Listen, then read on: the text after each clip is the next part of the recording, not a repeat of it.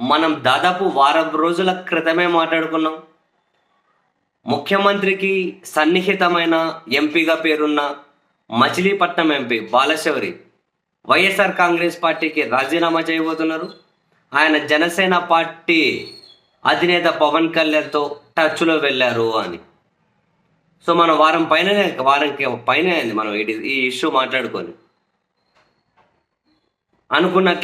మాట్లాడుకున్నట్లే బాలశౌరి తన ఎంపీ పదవికి వైఎస్ఆర్ కాంగ్రెస్ పార్టీకి రాజీనామా చేశారు.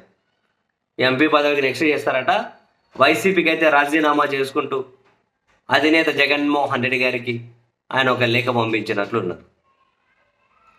మచిలీపట్నం ఎంపీ టికెట్ ఆయనకి ఇవ్వబోవడం లేదు వైసీపీ. కారణం, ఆ పార్లమెంటు నియోజకవర్గ పరిధిలో ఒక్క ఎమ్మెల్యేతో కూడా ఈయనకు సాన్నిహిత్యం లేదు, అంటే సమన్వయం లేదు. ఫస్ట్ అన్నిటికీ కారణం ఒకటే కనిపించేది, జగన్మోహన్ గారితో సాన్నిహిత్యం ఉంది అని చెప్పి ఎవరిని పెద్దగా కేర్ చేయనట్లు వ్యవహరిస్తారు అని చెప్పి ఫస్ట్ నుంచి కూడా ఉన్నటువంటి విమర్శ. అంతెందుకు, మచిలీపట్నం ఎమ్మెల్యే పేర్ని నాని గారితో ఈ బాలశౌరికి తీవ్రమైన విభేదాలు ఉన్నాయి. అంటే పార్టీ పరంగానే విభేదాలు in the sense.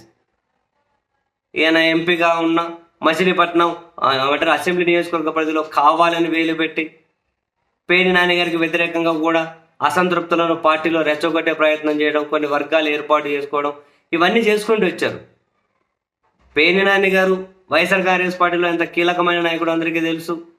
YSR Congress పార్టీని చాలా సందర్భాల్లో మీడియా పరంగా ప్రొటెక్ట్ చేసేది, కౌంటర్ చేసేది పేర్ని నాని గారి. ముఖ్యమంత్రి గారి దగ్గర కూడా చాలా సాన్నిహిత్యం కనిపిస్తూ ఉంటుంది. అటువంటి పేర్ని నానినే ముప్పుతిప్పులు పెడదామని చెప్పి చూశారు బాలశౌరి. సో ఇద్దరి మధ్య విభేదాలు బహిరంగంగానే కనిపించాయి కూడా. ఈ క్రమంలో ఆయనకేమీ టికెట్ ఇవ్వబోవట్లేదు వైసీపీ. అందుకని చెప్పి జనసేన అధినేత టచ్లోకి వెళ్ళారు. సో ఒక విషయం మీద క్లారిటీ వచ్చేస్తే, అంటే వైసీపీకి రాజీనామా చేశారు, 2 రోజుల్లో జనసేనలో చేరబోతూ ఉన్నారు. అంతకంటే ముందే మోస్ట్ ప్రాబబ్లీ క్లారిటీ వస్తుందో లేకుంటే రావాలో తెలియదు, కానీ మచిలీపట్నం ఎంపీగా పోటీ అయ్యేందుకు అవకాశం ఇస్తారా, లేదా అవనిగడ్డ నుంచి ఎమ్మెల్యేగా, లేదా పొన్నూరు నుంచి ఎమ్మెల్యేగా, అవనిగడ్డ లేదా పొన్నూరు నుంచి ఎమ్మెల్యేగా పోటీ చేయడం, లేదు అంటే మచిలీపట్నం నుంచి మళ్ళీ ఎంపీగా బరిలోకి దిగడం. ఇందులో ఏది జరిగినా పవన్ కళ్యాణ్ సమక్షంలో కండువా కప్పుకోబోతున్నాడు ఈ పెద్ద మనిషి. సో మరి ఎవరికి సన్నిహితుడని కాదు, ఎవరికి ఆప్తుడని కాదు, ఇవేవి ఉండవు. అల్టిమేట్గా టికెట్ ఇచ్చారా లేదా, ఇవ్వకపోతే ఇవన్నీ జాంతానాయి. పార్టీ మారేయడమే.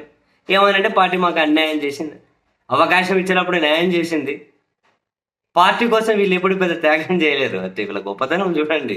వీళ్ళకి అవకాశాలు ఇస్తే పార్టీ గొప్పది. మనకోసారి అవకాశం ఇచ్చింది కదా, సో మరి పార్టీ మరొకరికి అవకాశం ఇద్దాం అనుకుంటుంది. పార్టీ కోసం పనిచేద్దాం, ఏదో ఒకసారి అవకాశాలు మనకు కూడా వస్తాయిలే. నిన్న మనకు వచ్చింది, ఈరోజు ఎవరెవరికి రావాలి, ఎప్పుడు మనకే ఉండాలంటే కుదరదు కదా. అంత ఆలోచించేంత మెచ్యూరిటీ ఉందా పాలిటీషియన్స్లో?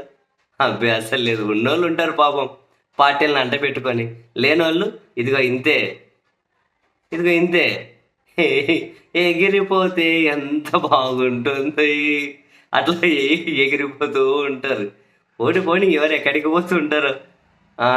అంతా వచ్చిన వాళ్ళందరినీ తీసుకుంటున్నారు అటు సైడ్ వాళ్ళు కూడా. మరి ఎంతమందికి ఎంత అడ్జస్ట్ చేస్తారో చూద్దాం.